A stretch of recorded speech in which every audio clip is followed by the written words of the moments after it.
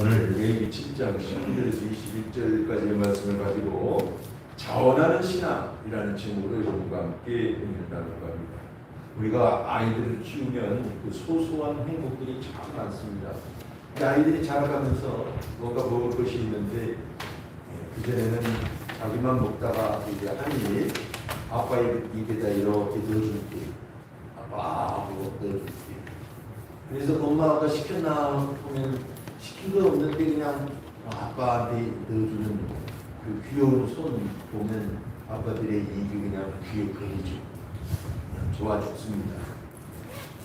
여러분들 한 번도 그려보신 적이 없어서 행복하지 않으시나요? 다 이런 행복을 다 누렸을 것입니다. 네, 이와 같이 아이가 누가 시키지도 않았는데 이제 자원해서 이렇게 아빠를 사랑하는 마음을 표현한다는 건 굉장한 감동을 줍니다. 그 작은 일이지만 우리가 일상생활에서 다 그런 것 같아요.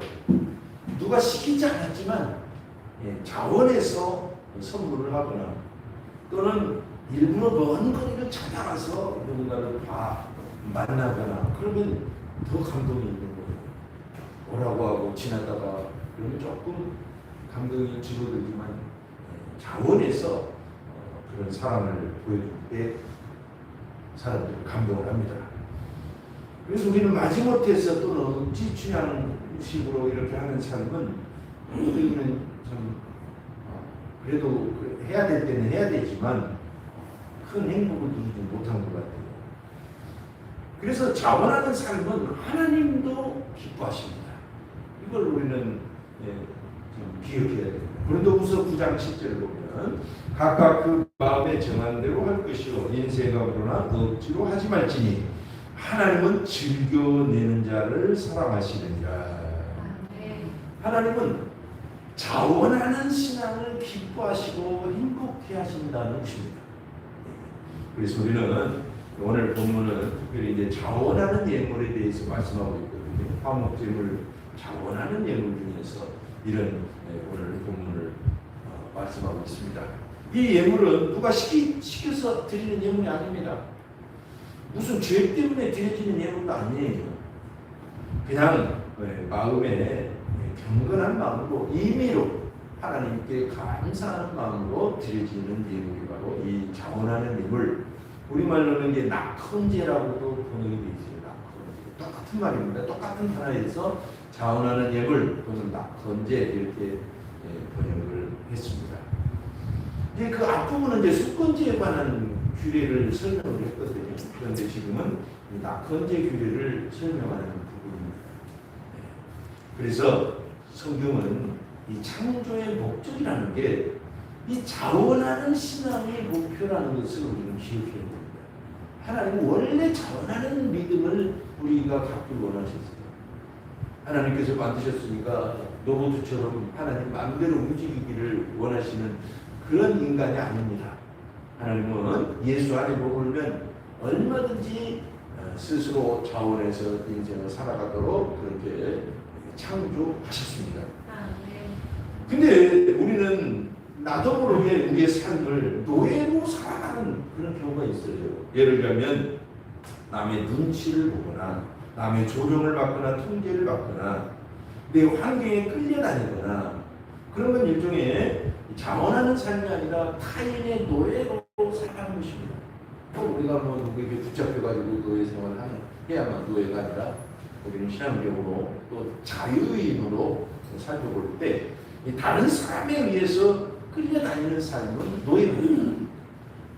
다른 사람뿐만 아니라 자기 자신에게 또 노예가 되는 경우가 있어요. 두려움, 거리낌, 염려, 의심 그런 것 때문에 아무 일도 못해요. 예를 들면 그러면 스스로에게 노예가 된 것입니다. 불안, 절망, 부끄러움 그런 것에 끌려다녀서 삶을 결정하고 판단한다면 이건 자기 자신에게 노예가 되는 거예요. 나도 모르게 이렇게 되는 것입니다. 그래서 그걸 극복하지 않는 것입니다. 우리는 자원하는 믿음을 갖자는 것입니다. 그런데 어떤 사람은 스스로 자원해서 노예가 되는 경우도 있어요. 어떤 경우냐면 자유를 주었는데 자유를 감당 못하는 것입니다. 이스라엘 사람들이 그랬어요. 광야에서 하나님 주신 그 자유를 활용해서 적들을 물리치고 담대히 앞으로 거리낌 없이 나가야 되는데 그게 두려운 거예요. 그래서 스스로 노예로 복귀하려고 하는 것입니다. 그래서 에집트로 돌아가자고 자꾸 막 그렇게 모세를 괴롭혔던 것입니다. 자유를 감당하지 못한 거예요. 오늘날도 사람들이 이 민주주의라는 일종의 자유거든요. 이것을 감당을 못하면 자꾸 독재자에게 의존하는 그런 모습을 보이는 경우도 있습니다. 나라들마다. 그래도 우리나라는 굉장히 민주의식이 강하지만 어떤 사람들을 보면 막 독재를 환영해요. 그러면 그 노예를 자유를 감당을 못하니까 스스로 노예의 삶을 당신이 좀 나를 다스려 주세요. 당신이 좀 독재를 해서라도 나를 좀 안심시켜 주세요. 이런 모습인 것이죠. 그래서 여러분, 우리 신앙은 원래부터 이 자원하는 마음, 자유로운 인간으로 만드셨음을 꼭 기억해야 우리 신앙의 목표가 생기는 것입니다. 우리가 행복해지는 것입니다. 우리는 때로는 의욕이 없어서 누가 시켜야 움직이고 예를 들면 그러면 참 그런 인생이 지긋지긋하잖아요. 저도 그런 인생은 참 지긋지긋합니다. 스스로 막 기쁨으로 무슨 일을 해야 이게 행복인데 그러지 못하고 타율적일 때 많은 그런 고통을 겪죠. 그래서 많은 사람들은 자기로부터 혁명 또는 자기로부터 해방 이런 걸 막 꿈꿔서 많은 돌을 닦는다든가 참선을 한다든가 그런 단을 뭐 이렇게 훈련한다든가 그런 프로그램을 만들어서 사람들을 미혹하죠. 우리는 그렇게 해서 자기 스스로부터 자유롭지 못합니다. 복음은 자원하는 마음, 원래 창조 때 가졌던 그 마음을 회복시켜준다는 소식입니다. 이게 놀라운 거예요. 복음 도대체 뭐냐? 왜 원래 자원하는 마음으로 가득 차게 살았는데 죄를 짓고 나니까 그냥 노예로, 죄의 노예로, 인생의 노예로, 운명의 노예로, 환경의 노예로 끌려다니는 삶을 살았거든요. 근데 복음은 다시 자원하는 마음을 회복시켜준다는 소식이에요. 할렐루야. 정말 우리 자유인 이 인간, 정말 인간이고 싶은 그 인간 되고 싶은 참으로 그런 갈망이 있는 사람은 이 소식이 엄청난 소식임을 우리는 알 수가 있는 것입니다. 그래서 누가복음 4장 18절에 보면 주의 성령이 내게 임하셨으니 이는 가난한 자에게 복음을 전하게 하시려고 내게 기름을 부으사 나를 보내사 포로된 자에게 자유를 눈먼 자에게 다시 보게 함을 전파하며 눌린 자를 자유롭게 하고 하면 이것은 뭐 몸만 해당되는 게 아닙니다. 우리 정신이 포로됐거나 정신이 눌렸고 양심이 눌렸고 생각이 눌려 있으면 자유로움을 얻어야 됩니다. 그래서 복음은 해방시켜주시는 그런 소식입니다. 할렐루야. 그래서 정상적인 믿음이라는 게 뭘까? 우리 교회가 추구하는 정상적인 믿음은 거침없는 믿음입니다. 무슨 믿음이요? 거침없는 믿음. 이것이 정상이에요. 뭔가 걸리면 안 돼요. 죄가 걸리면 안 됩니다. 걱정이 걸리면 안 됩니다. 두려움이 걸리면 안 됩니다. 두 명의 정탐꾼은 걸리는 게 없었어요. 꿈을 향해서 원대한 꿈을 가지고 그 되어진 일들을 시각화시키면서 마가복음 말씀처럼 믿고 구하는 것은 받은 줄로 믿으면서 나가자. 그들은 우리의 밥이다. 외쳤던 것입니다. 이게 거침없는 믿음입니다. 저도 이런 믿음을 추구하고 여러분도 그런 믿음을 추구하기를 저는 간절히 소망합니다. 그런 믿음이 최고 믿음이겠죠. 정말 설레이고 정말 그런 믿음 갖고 싶지 않습니까? 자, 그러면 어떻게 우리는 누가 시키지 않아도 스스로 자원해서 움직이는 놀라운 믿음을 갖게 될까요? 사실 교회도 누가 시키지 않아도 자원해서 돌아가는 교회가 최고입니다. 그래서 저는 많은 걸 여러분에게 하자고 요구하지 않고 여러분들이 하는 것을 격려하려고 노력을 하는 것입니다. 여러분들 참 감사하게도 스스로 우리 교회를 위해서 움직이려고 하는 모습을 볼 때 이게 잘하는 일이니까 결코 멈추지 마시길 바랍니다. 그게 조건이에요. 그게 조건. 자, 그럼 어떻게 그런 자원하는 신앙생활을 할 수 있습니까? 저처럼은 복음에 아무것도 섞지 말아야 됩니다. 아무것도 섞으면 안 돼요. 이번에 우리가 코로나 때문에 얼마나 온 인류가 힘들었습니까? 한 2천만 명 죽었다고 그러죠? 엄청난 거예요. 네, 우리나라도 10,000명, 12,000, 3,000명 죽었어요. 아마 통계 외에도 더 많이 죽었을 겁니다. 지금 북한이 엄청 죽고 있어요. 그들의 발표는 불과 몇 명이라고 하지만 그럴 리가 없습니다. 엄청나게 참 어려움을 겪고 있죠. 그러면서 깨달은 게 뭐예요? 이 전염병, 이 코로나는 바이러스에 의해서 전염이 되는데 보이지도 않는 그것이 만지기만 해도 사람을 감염시키더라는 것입니다. 이것이 참 놀라워요. 그 물건에 노출만 되어도 모든 게 그렇잖아요. 오염된 물건에 노출만 되어도 감염될 가능성이 많아지는 것입니다. 마찬가지로 오늘 10절에, 19절에 보니까 그 고기가, 이 고기가 무슨 고기예요? 네, 자원에서 드려지는 제물입니다. 이 제물은 곧 예수 그리스도를 상징하는 거예요. 이 그 고기가 부정한 물건에 접촉되었으면 먹지 말고 금사할 것이다. 안 된다 이거예요. 예, 그래서 이 제물에는 다른 어떤 것도 섞어서는 안 된다는 것입니다. 그리스도의 복음에는 어떤 다른 복음도 섞어서는 안 됩니다. 은혜 플러스 믿음 외에 다른 것을 섞으면 안 돼요. 하나님의 은혜 외에 무엇으로 우리가 구원을 얻습니까? 우리의 공로입니까? 자랑입니까? 우리가 깨달았다고 더 뭐가 됩니까? 고행을 해야 됩니까? 우리의 출신이 중요합니까? 배경이나 학벌이나 재산이 있어야 구원을 받거나 하나님의 사랑을 받습니까? 그게 아니라는 거예요. 놀랍죠. 그래서 하나님의 은혜를 우리는 플러스 믿음으로 응답하는 것입니다. 그거 외에 다른 거 섞으면 안 된다는 것입니다. 그럼 몸에서 떨어져 나간다는 거예요. 구원에서 떨어져 나갈 수도 있다는 거예요. 그래서 갈라디아서 1장 8절 보면 갈라디아 교인들은 좀 열심을 내고 싶었던 모양이에요. 그래서 예수만 믿으면 끝나는 게 아니라 율법도 지키고 할례도 받아야 된다고 막 강조를 한 거예요. 유대인들이 내려와가지고. 그러니까 그게 미혹이 돼가지고 그래야 되나 보다 그랬어요. 오직 하나님의 은혜에 믿음으로만 응답한다는 게 조금 죄송한 것 같아요. 그 사람들 생각으로는. 그렇지 않습니다. 하나님의 은혜에 우리가 갚을 것이 없어요. 갚지도 못합니다. 그래서 오직 믿음으로 감사함으로 응답하는 것입니다. 그 외에 다른 거 섞으면 말 안 된다는 거예요. 그래서 갈라디아 1장 8절에 그러나 우리나 혹은 하늘로부터 본 천사라도 우리가 너희에게 전한 복음 외에 다른 복음을 전하면 저주를 받을지어다. 아니 심지어는 하늘에서 천사가 와가지고 다른 복음을 전해도 그 천사는 저주받는다는 거예요. 그러니 얼마나 그리스도 오직 예수 그리스도 이 믿음 이 신앙이 중요한지를 알 수 있습니다. 끌려다니지 않고 자원하는 신앙이 되려면 이 순수한 믿음, 아무것도 섞지 않은 믿음, 그 복음을 믿어야 됩니다.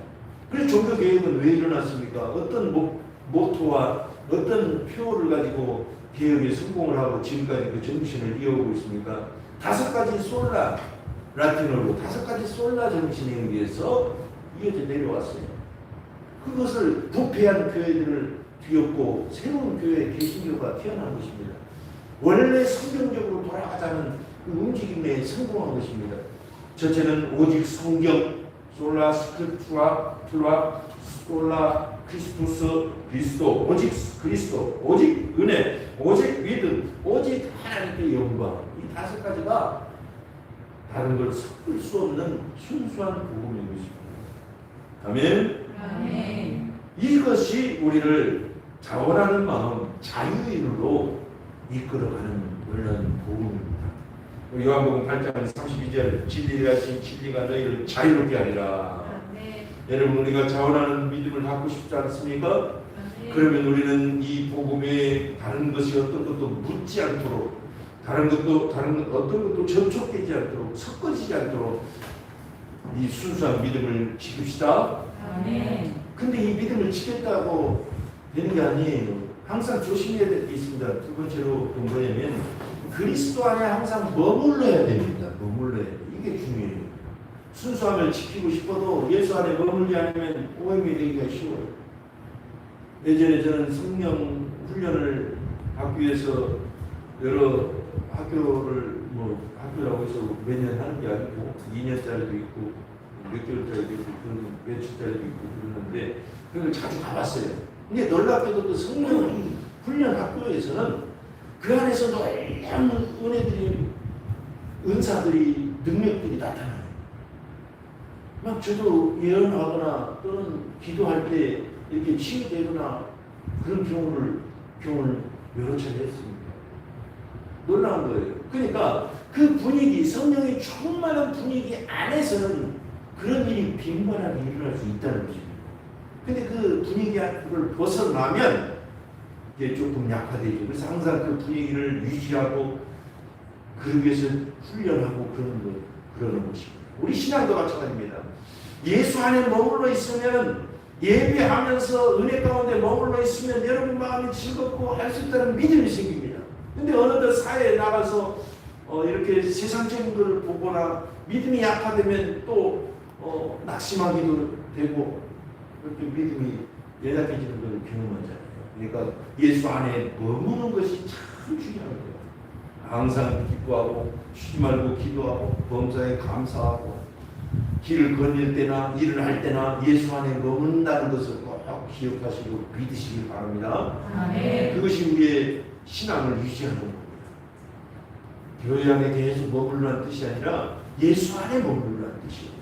예배는 예수 안에 머물고 회복하기 위해서 간절히 드려지는 우리의 신앙이 있는 것입니다. 자, 이와 같이 예수 안에 머무는 거예요. 오늘 19절에 보니까 그 고기는 깨끗한 자만 먹을 것이니 만일 몸이 부정한 자가 여호와께 속한 화목제물의 고기를 먹으면 그 사람은 자기 백성 중에서 끊어질 것이요. 그랬어요. 백성 중에 끊어진다는 말이 구약에 20번 나와요. 20번. 이것은 신약에서는 무슨 뜻이냐면 그리스도의 몸에서 끊어진다는 뜻입니다. 백성들은 이제 백성이 큰 공동체가 하나님의 백성, 일종의 신약으로 말하면 그리스도의 몸입니다. 하나님의 어떤 큰 공동체, 한 백성. 거기서 끊어진다는 건 참 비극이죠. 추방된다는 뜻입니다. 출교시켜서 추방된다. 근데 오늘날에는 이런 깨끗한 자가 아니면 깨끗한 자만 그리스도의 몸에서 머무를 수 있다는 것입니다. 그럼 도대체 누가 깨끗한가요? 그러면 마음이 뜨끔해집니다. 나는 깨끗하지 못하니까. 누가 죄가 없습니까? 그러면 여러분 좌절됩니다. 왜냐하면 우리는 평생 죄를 안 지은 적이 없거든요. 누구나 다소간의 죄를 지었던 경험들이 있기 때문에 누가 깨끗하고 그러면 우리가 어떻게 이 하나님의 자원하는 화목제물을 먹을 수 있습니까? 못 먹잖아요. 아무도. 근데 놀랍게도 성도는 그리스도 안에서 죄를 용서받은 자들입니다. 그리고 마음을 씻은 자들입니다. 그래서 갈라디아서 3장 27절을 보면 그리스도로 옷 입은 자들이에요. 우리는 이 믿음이 있기 때문에 우리는 깨끗한 자라고 부르실 때 감사하며 아멘 하는 것입니다. 성도가 왜 성도예요? 거룩한 성자, 구리도자. 우리는 조금 더 거룩한 사회 사람들 비교하면 조금 나을지는 몰라도 하나님의 기준에서는 턱없이 부족하잖아요. 성도 그러면 성인들이라는 뜻입니다. 완전히 성인들, 저 성자들, 거룩한 사람들. 근데 우리가 그렇게 부르심을 받기에는 부족합니다. 그럼에도 불구하고 왜 우리를 성인이라 성도다, 성인들이라고 말합니까? 성자들이라고. 여러분 예를 들면 차지혜들, 김한수 선생님, 권사님 그런 거예요. 뜻이 성도라는 뜻이 너무나 놀랍지 않아요? 왜 그렇게 우리를 성인으로 성자로 성도로 부르십니까? 우리는 예수 안에서 죄를 용서받고 하나님의 자녀가 되었기 때문입니다. 그래서 그리스도로 옷 입었다는 거예요. 제가 신학교 다닐 때 어느 날 친구들이 학교 앞에 저 광나루 신학대 장로 신학대를 다녔는데 그 앞에 광장교회라는 교회가 있습니다. 그 유아실에 어떤 청년이 귀신 들린 청년이 있다고 빨리 가서 우리가 기도해서 쫓아내자고 막 그렇게 하더라고요. 그래서 몇 사람이 갔어요. 그래서 귀신 들린 청년이 막 단장표를 피우고 있는 것입니다. 그리고 당신 더러운 죄가 있구만, 당신도 죄가 있구만, 그러면서 막 그러고 있는 거예요. 그래서 뜨끔하더라고요. 혹시 귀신이 내 죄 붙여놓은 거지? 하고. 그래서 막 예수의 피를 적용하면서 기도를 하면서 이렇게 잠이 쳐다봤어요. 그랬더니 저한테 가서는 전도사님은 깨끗하네 그러는 거예요. 그래서 속으로 개꿀 귀신이 뭐 깨끗하고 더러운 걸 어떻게 알아? 다만 이제 예수님의 보혈로 저를 벗고 혹시라도 공격받을까봐 그랬을 뿐이에요. 이게 중요한 것입니다. 우리는 사단에게 속지 말아야 돼요. 우리는 하나님께도 용서를 받았는데 누가 우리를 정죄하리요? 누가 하나님의 사랑에서 우리를 끊으리요? 귀신이 그렇게 장난하는 걸 가지고 두려워할 필요가 없는 것이죠. 그래서 여러분 예수의 피 안에 머물면, 예수 안에 머물면 누구나 다 깨끗한 자라는 것을 믿으시기 바랍니다. 아멘. 복음은 그래서 그리스도의 몸에 붙으라는 그런 소식입니다. 그리스도의 몸에 붙어라. 연합해라. 우리가 세례를 받는 것도 주님의 몸에 연합하는 행위입니다. 그런 표시예요. 그럴 때 우리에게 자원하는 힘이 생겨나기 시작합니다. 거침없는 믿음이 생겨나기 시작합니다. 우리는 옛날에 그렇게 놀았잖아요. 이렇게 검지손가락 하나 들고 숨바꼭질 할 사람 삐리 붙어라. 그럼 막 붙죠. 그럼 숨바꼭질. 여러분 안 해보셨나요? 저희 동네도 그렇게 살았어요. 어느 날 복음은 마치 그와 같습니다. 예수님께서 검지손가락을 내밀고 자유롭게 살 사람 이리 붙어라. 그렇게 외치는 것이 바로 복음이 아닌가 싶습니다. 예수님께 붙어야 되는 것입니다. 아멘. 우리는 그게 진정한 자유임을 깨달아야 돼요. 돌을 닦아서 안 돼요. 기도는 해야 돼요. 기도가 도닦는 일이 아니거든요. 예수 안에 머물고 믿음을 갖고 주님과 교제하는 행위죠. 그러니까 여러분 예수 안에 머물고 예수 그리스도에게 붙어있을 때 누구나 거룩한 자라고 부르심을 받는 것입니다. 그리고 자원하는 믿음이 생겨나기 시작하는 것입니다. 그래서 고린도전서 11장 28절 보면 성찬에 대해서 얘기하는데 성찬은 그리스도의 몸에 참여하는 것이잖아요. 그걸 이렇게 표현합니다. 사람이 자기를 살피고 그 후에야 이 떡을 먹고 이 잔을 마실지니. 놀라운 말씀입니다. 그래서 우리는 오직 예수 안에 머무는 자들만 이 떡을 먹을 수 있고 이 제물을 먹을 수 있는 자격이 있는 것입니다. 그런 사람은 자원하는 믿음이 생겨나는 것입니다. 갈라디아서 5장 1절에 보니까 그리스도께서 우리를 자유롭게 하려고 자유를 주셨으니 그러므로 굳건하게 서서 다시는 종의 멍에를 매지 말라. 다시 말해서 운명에 끌려다니지 말라. 죄에게 누구 평판에 끌려다니지 말라. 자유와 진리이신 예수님께 붙어있을 때 누구나 그렇게 살 수 있다는 것입니다. 그리고 끝으로 어떻게 해야 될까요? 첫 번째는 복음에 아무것도 섞으면 안 됩니다. 그리고 예수님께 딱 붙어있으면 돼요. 그리고 세 번째로는 이게 중요한 거예요. 이게 또 사람들이 많이 넘어가요. 그것은 뭐냐면 세상 가치관을 만지지 말아야 됩니다. 세상을 만지지 마는 게 아니라 세상 가치관을 만지지 말아야 됩니다. 21절에 보니까 만일 누구든지 부정한 것, 곧 사람의 부정이나 부정한 짐승이나 부정하고 가져간 모든 무슨 물건을 만지고 여호와께 속한 화목제물의 고기를 먹으면 그 사람도 자기 백성 중에서 끊어지리라. 여러분 부정한 것과 교제하거나 만져도 몸에서 끊어져 몸에서 풀이 된다. 자원하는 사람들을 살 수가 없다는 거예요. 노예로 살아간다는 거예요. 뭐가 부정타는 거예요? 영어로는 타부라고 그러잖아요. 뭐가 부정타다고 그러잖아요. 우리 무교, 우리나라는 무교가 깊기 때문에 이런 무속 종교가 깊기 때문에 부정탄다는 말이 아주 익숙합니다. 문턱만 밟고 넘어가도 부정탄다고 그래요. 뭐 아침에 예를 들면 뭐 까마귀 소리 들어도 부정타고 우동네 까마귀 많아요. 아침마다만 깎아버려요. 하나도 부정 안 타요. 생각이에요, 생각. 일본은 까마귀가 길조잖아요. 우리는 까치가 길조죠. 또 밤에 손톱을 깎으면 안 된다고 귀신이 뭐 물어간다고. 부정 안 답니다. 그걸 두려워한 사람들은 귀신이 작동시키겠죠. 그러나 우리는 그런 것이 부정타는 게 아니고 오늘 성경에 보니까 부정하는 것이 따로 있다는 것입니다. 그건 뭐냐면 세상 가치관입니다. 이거 만지지 말라는 것입니다. 이것이 무엇일까요? 요한일서 2장 16절을 보면 이는 세상에 있는 모든 것이 육신의 정욕과 안목의 정욕과 이생의 자랑이니 다 아버지께로부터 온 것이 아니요 세상으로부터 온 것이다. 이 세 가지 세상으로부터 오는 이 세 가지가 잘못된 세상 가치관인 것입니다. 그것이 뭐라고요? 육신의 정욕과 안목의 정욕과 이생의 자랑. 그것이 무엇인지는 뭐 굳이 설명을 안 해도 우리가 적용하고 말씀 그대로 단어 그대로 이렇게 적용하면 많이 이해가 됩니다. 그래서 우리가 세상 가치관을 갖고 가지 못하면 결국 몸에서 떨어져 버려요. 가치관이라는 게 도대체 뭘까요? 세계관입니다. 가치관이라는 게 도대체 뭡니까? 비전이고 목적입니다. 가치관이라는 게 뭘까요? 우리 인생의 목적인 것입니다. 그래서 예수를 믿고 가장 결정적으로 변화되어야 될 건 성품이지만 또 우리의 자세지만 결국은 우리의 목적이 바뀌어야 돼요.